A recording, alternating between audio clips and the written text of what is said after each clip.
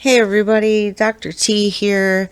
Today we are going to be talking about victim blaming, which I have touched on in a few previous videos. However, I want to take a moment to address something important. Recently, a comment was made on a Facebook post from a survivor who had come forward about their abuse and told their story online. This comment reflected a mindset often referred to as victim blaming. Survivors of sexual and domestic abuse are never at fault for what happened to them. Questions like, why did you let it happen? Place responsibility on the victim instead of where it belongs, on the person who chose to cause harm.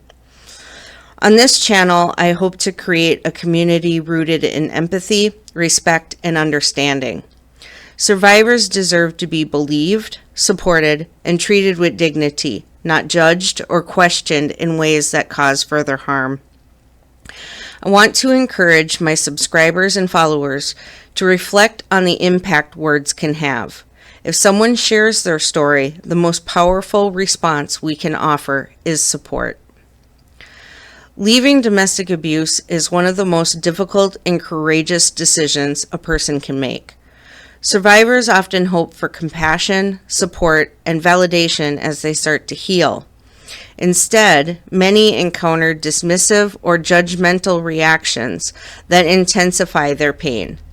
These responses, which can even come from well-meaning individuals, reflect a lack of understanding about the complexities of abuse and its long-lasting effects. By highlighting some of the most harmful comments survivors endure, I hope to shed light on how victim-blaming attitudes and misconceptions can hinder recovery and offer guidance on supporting survivors more effectively. One of the most common dismissive remarks survivors hear is, "just move on." This phrase trivializes the trauma, suggesting that recovery should be quick and effortless. Get over it and move forward. It is not that easy. It's impossible to just get over this type of abuse, one survivor shared. Abuse leaves deep emotional wounds, and healing is a lengthy, complex journey. Survivors need empathy and patience, not pressure to move on. Another survivor recalled, "My dad told me to just let it go. It felt like he was brushing off everything I endured. Healing isn't just about moving forward, it's about untangling years of fear and pain." Survivors often face comments that shift blame onto them for the abuse they endured. This victim blaming reflects a poor understanding of the power dynamics inherent in abusive relationships. "Why did you forget to take care of yourself?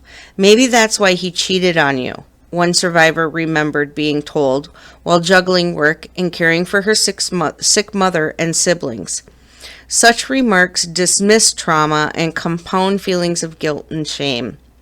Other survivors reported hearing, "What did you do to make him act that way?" Or, "No wonder he treated you like that." These comments perpetuate harmful myths and invalidate survivors' experiences. The question, "Why didn't you leave sooner?" fails to recognize the significant barriers survivors face, including fear, manipulation, and financial dependence. One survivor shared, "I couldn't leave because I knew he'd find me.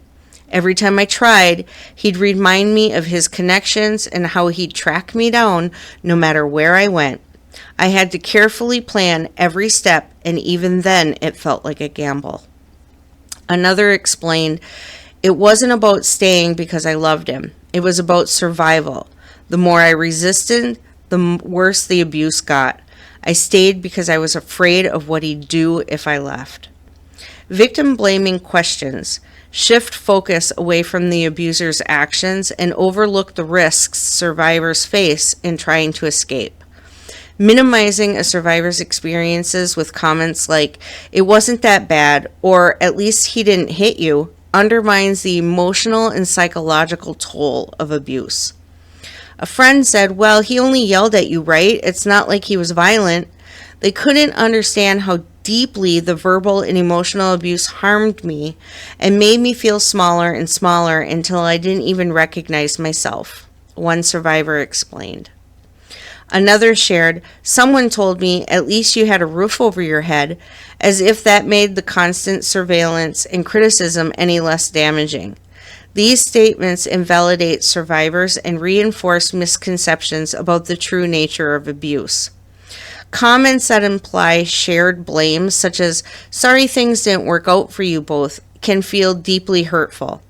"Sorry things didn't work out," as if I had some level of participation in the destruction of my marriage, one survivor said. It's yet another insult and dismissal that we somehow asked for this or had a hand in the fractured outcome of my now devastated life. Another recalled, "A mutual friend told me relationships take two people to fail." Hearing that after everything I endured felt like being punched in the stomach. It completely ignored the abuse I suffered and put the blame on me.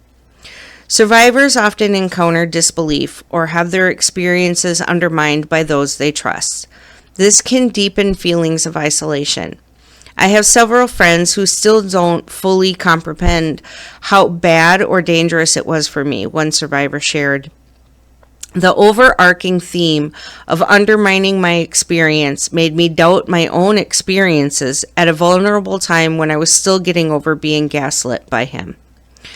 Another individual shared, "I reported him to the police for strangulation, and the cop said, 'You're just making this up.' They didn't investigate. It made me feel so hopeless."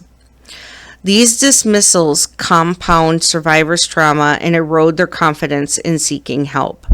The aftermath of abuse often reveals painful betrayals, as mutual friends or even family members side with the abuser. Mutual friends often try to straddle the fence between both of you, even when confronted with evidence of abuse, one survivor explained.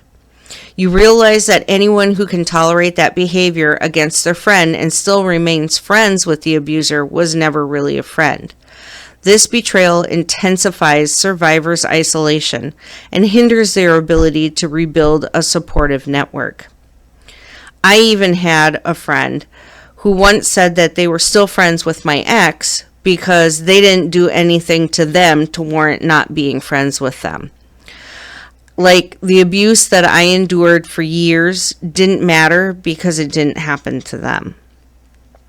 Survivors frequently face pressure to maintain a polite relationship with their abuser, even when it risks their safety.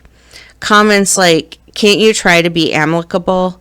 or "Maybe now you can both heal," disregard the ongoing harm and power dynamics at play. One survivor recounted, "My mother asked if there was any way we could work it out for the kids. He had already chosen drugs, financial recklessness, and other women over his family. Hitting me was just the tip of the iceberg." Survivors need understanding, not pressure to appease their abuser for others' comfort. Supporting survivors starts with listening and offering empathy without judgment. Instead of minimizing or questioning experiences, simply be present can make all the difference. One survivor expressed, "I wish someone had just said, 'You don't have to explain anything, I'm here for you.' That would have meant the world to me." Validating their feelings and acknowledging their courage to leave is crucial.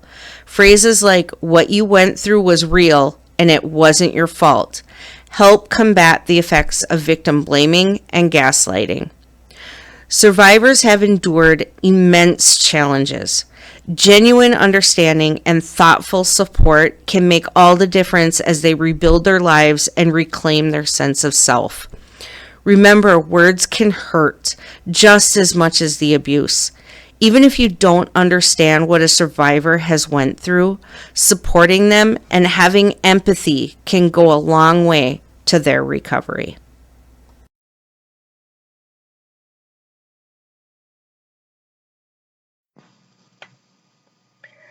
If you or someone you know is in an abusive situation, call the National Helpline at 1-800-799-SAFE or text START to 88788. Everyone deserves a healthy relationship.